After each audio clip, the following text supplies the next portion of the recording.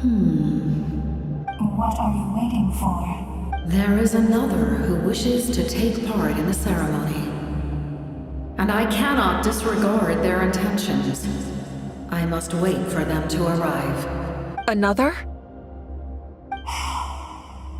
I was to bear witness to a death, and now the situation is increasingly tenuous. If the life of this second individual fails to meet my requirements, I fear I may lose my patience. Rest assured, his life will hold equal value. I am the helper of humanity, and I must always place their demands first, no matter who the human may be. Cumbersome. But there is nothing to be done. Such is the duty of an angel. Wait, this feeling... We made it.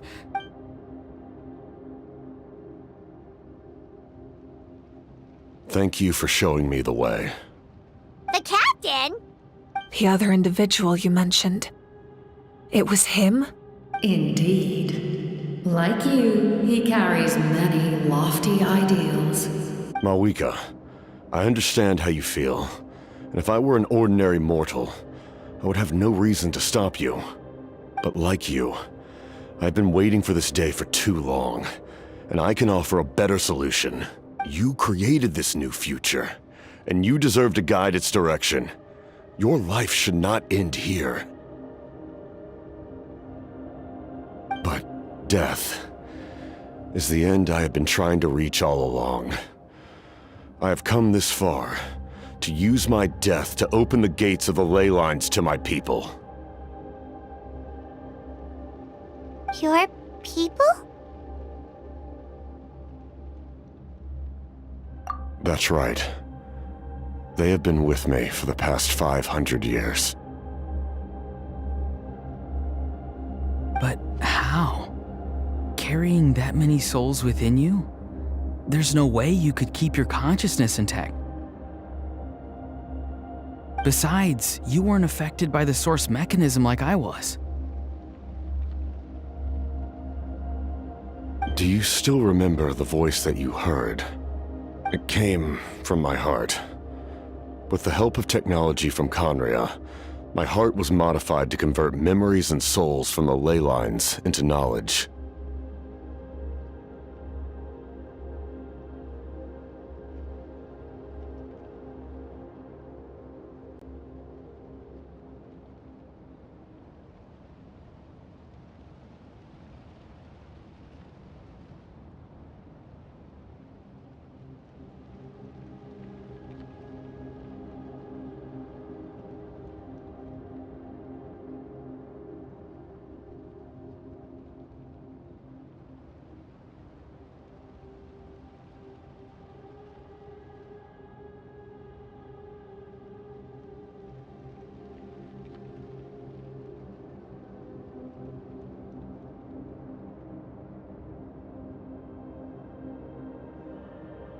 As a result, I became extremely sensitive to souls, and developed the ability to sense their presence, much like yourself. After encountering countless lost souls during the disaster 500 years ago, I forsook the capacity for knowledge granted by the modification, and used my heart as a vessel instead.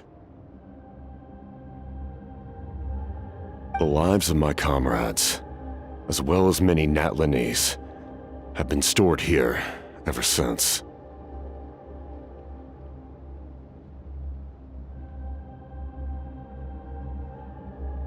And you want to send them home?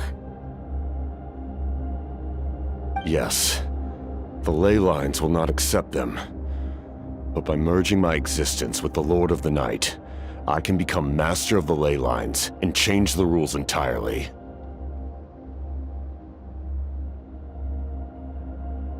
He expressed this to me, and I agreed.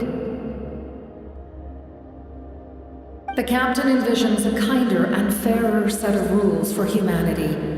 In addition, he aims to challenge the authority of the ruler of death. In a word, His goal is revenge.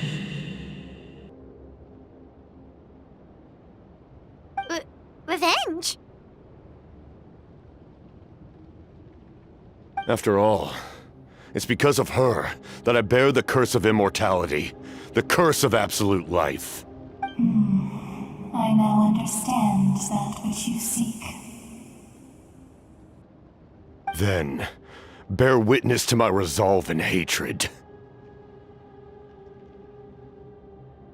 The people of Conria committed grave sins. And for that, we were cursed to suffer endless physical torment. Cursed to witness the demise of everything we held dear.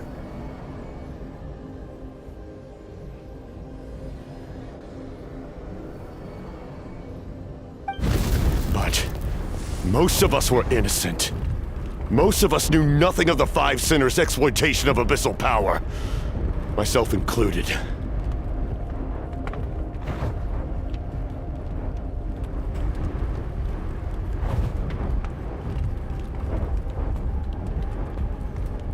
If I sacrifice my life for the Lord of the Night, you get the death you desire. But, at the same time, the curse of immortality would negate the very death you seek. Left unresolved, that paradox could uproot the natural order of this world. Even you, great ruler of death, lack the capacity to bear the consequences of that outcome.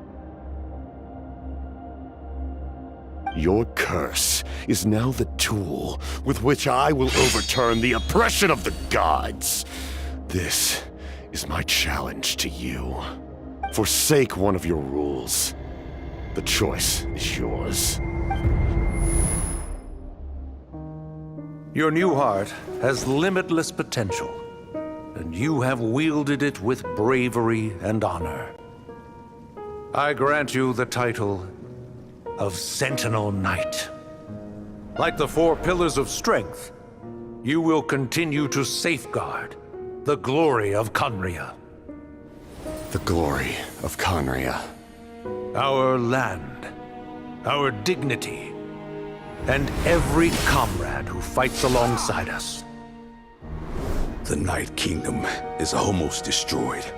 Our fallen soldiers, your comrades, they have nowhere to go. Huh?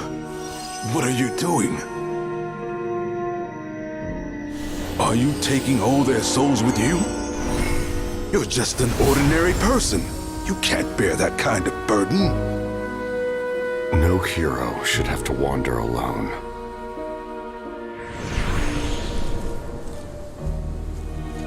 The curse of immortality. Using immortality to fight death. Using my rules against me. Make your choice. Reject your rules. Or allow me to trigger the paradox. The curse of immortality must stand. Use it to fulfill your final wish.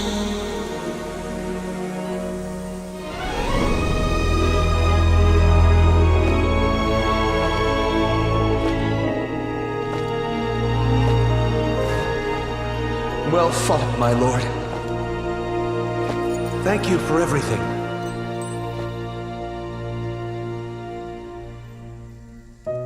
This time, let's go together.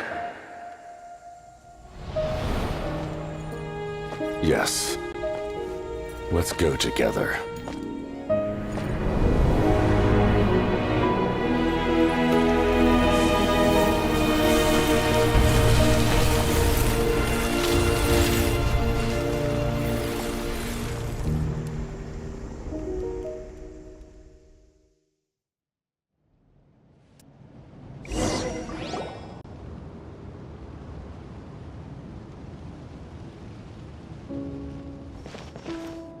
The captain,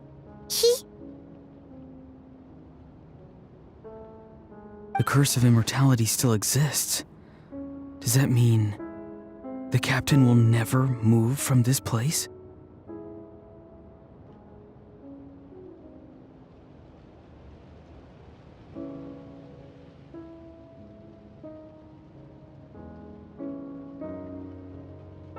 Lord of the Night? Is the captain still with us? There is no need to pursue traces of him.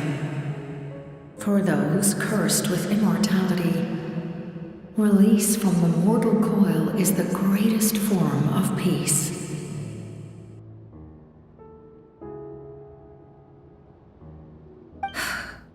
Even so, please pass on my gratitude. His long journey has finally come to a close. I suppose this is a happy ending for him. I cannot imagine how much pain he endured over the past 500 years, or how much strength it took to never stray from his goal. There's something I've been trying to figure out. I don't think I ever saw him sleep. I tried to ask him about it on the way here, but he didn't answer. Just like always, he never talks about himself. It's probably due to the voices. When souls merge in a single being, their voices echo endlessly through the mind. Souls that retain memories of their death often scream and wail in despair. Considering the number of souls inside him, that effect would be even greater. So, over the past 500 years, he didn't sleep? At all? Without experiencing the curse of immortality, we will never truly know his agony.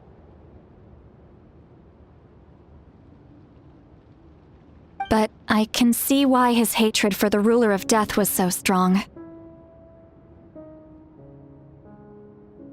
In the end, he used that immortality to his advantage, and granted the Lord of the Night eternal life by fusing his existence with hers. Well fought, Captain. You may wonder why the Night Kingdom, a land of souls, was unable to accept the souls adrift on the surface. The reason lies in the heavenly principle's modifications to the ley lines. The original purpose was to help counter the abyss, and so their stability was paramount. But at one point in time, Natlan's ley lines were decimated. Even after reconstruction, the rules needed for the Ode of Resurrection made it impossible to reconnect the ley lines to other nations.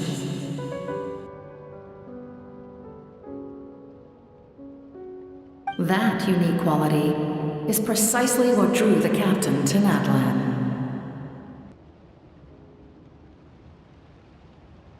Did he try the same thing in other nations?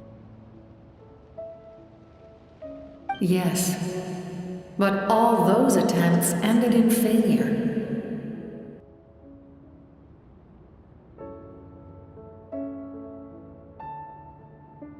He fought to save Natlan not only to defeat the Abyss, but because this is the only land where the souls within him could find salvation.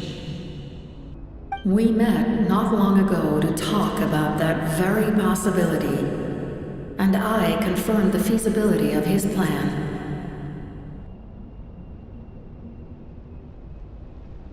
I, too, recognize the need to change the rules of the ley lines. Not only for the souls that wander this land, but for the outlanders that may perish here in the future. In the eyes of the heavenly principles, that kind of change is extremely risky, if not impermissible. But, as an angel, I have a duty to serve humanity. Such is my mandate.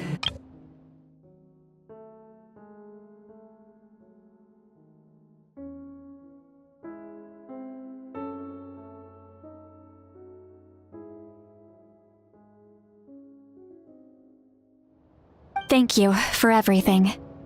Seedlali, when I gave you the Pilgrim's Chronicle, I said something rather pessimistic to you. How many years of life are enough? 10? 100? I thought it made no difference. But now, I have the chance to live forever. I am immensely grateful to humanity for this gift, and I am deeply sorry I thought so little of it in the past. You don't need to thank us. You bear a heavy responsibility. Heavy? No. That responsibility is the purpose of my existence. Farewell, humans. Creators of miracles. A new era awaits you. Looks like she returned to the Night Kingdom. So, this was the captain's goal all along. He fought to the end for all those souls and challenged the rules of the world in the process. He was an outstanding warrior.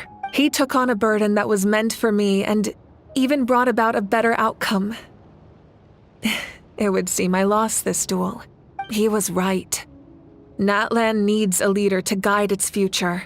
If not a successor, then that responsibility will continue to be mine to bear.